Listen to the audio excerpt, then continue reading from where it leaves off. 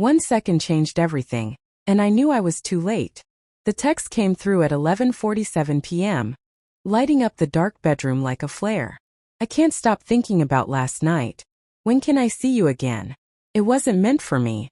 I knew that in the same instant I knew everything else was about to fall apart. Her phone was on the nightstand between us, face up for once, vibrating softly. She was in the shower humming some careless happy tune that felt obscene now. I stared at the screen as if it might rearrange itself into something harmless. A wrong number. A joke. Anything. But the name above the message wasn't a wrong number. It was Evan. 1 second. That was all it took.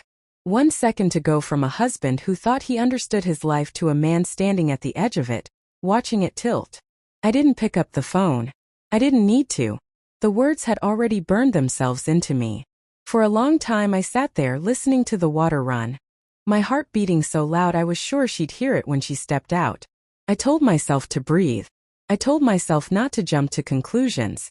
I told myself I loved my wife and love meant trust. But doubt is a quiet poison. Once it's in you, it spreads. Looking back, the signs were there. Not the obvious kind. No lipstick on collars. No late-night disappearances that screamed betrayal. Just shifts. Small enough to dismiss if you wanted to. She'd started taking her phone everywhere. Bathroom. Laundry room. Even when she walked the dog. Face down on the table during dinner. Silent when it used to buzz. Missed calls she brushed off. Work stuff. Smiles that came a second too late. Laughter at texts she wouldn't explain. And me? I questioned myself before I ever questioned her. I told myself I was paranoid. That marriage settles into quieter rhythms. That mystery doesn't always mean deceit. I wanted to be the kind of man who trusted, not the kind who searched for ghosts. That night, when she came out of the shower, towel wrapped around her hair, she smiled at me. The same smile I'd fallen in love with. The same one that now felt like it belonged to a stranger. "Everything okay?" she asked. I nodded. My mouth didn't trust itself to speak. She picked up her phone, glanced at the screen, and something flickered across her face.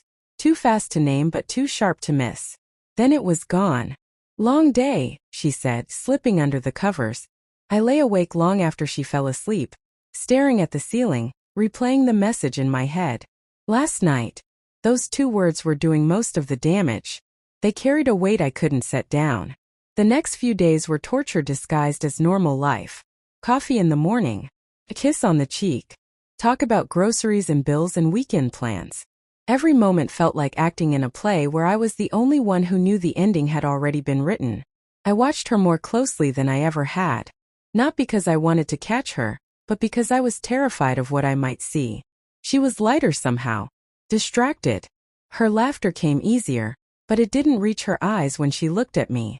And then there were the late meetings. The errands that took too long. The way she showered the second she got home. I hated myself for noticing. For counting minutes. For checking the phone bill when she wasn't around. Evan's name appeared more than it should have. That night, my hands shook as I held the paper. This wasn't imagination. This wasn't insecurity. This was real. The confrontation didn't happen the way I'd imagined. No shouting. No slammed doors. Just exhaustion. A heaviness that settled into my bones. I waited until Sunday morning. The house was quiet.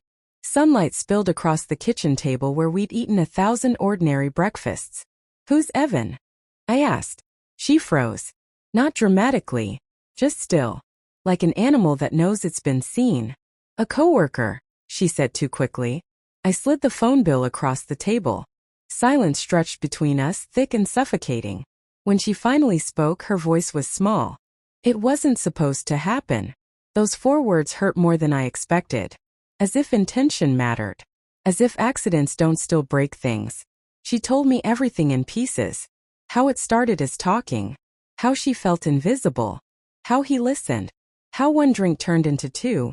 How 1 night became a secret she couldn't put back. "I was going to end it," she said, crying now. I swear. I believed that she believed it. What she didn't understand, what I was only just beginning to understand, was that it was already too late. Not because of what she did, but because of what it did to me. Every memory started to rot at the edges. Vacations. Inside jokes. The way she used to reach for my hand in her sleep. I replayed them all, wondering which version of her I'd been loving. I wanted to hate her. It would have been easier. But I saw her guilt. Her fear. The way she looked at me like she'd already lost me. Love doesn't shut off like a switch. It lingers. It argues. It begs.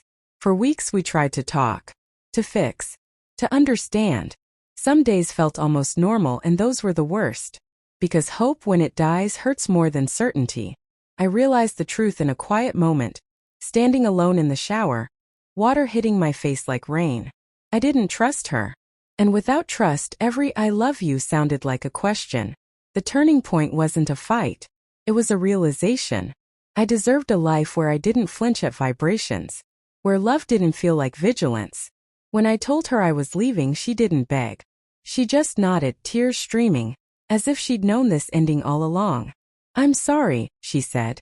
"I know," I replied. And I meant it. The goodbye was soft. No villains. No winners. Just two people standing in the ruins of something that used to be a home. Now, when I think about that text, the 1 second that changed everything, I don't replay it with rage. I replay it with clarity. It taught me that love without honesty is just a story we tell ourselves. And that walking away, even when it breaks your heart, can be the first act of self-respect. I was too late to save my marriage, but not too late to save myself.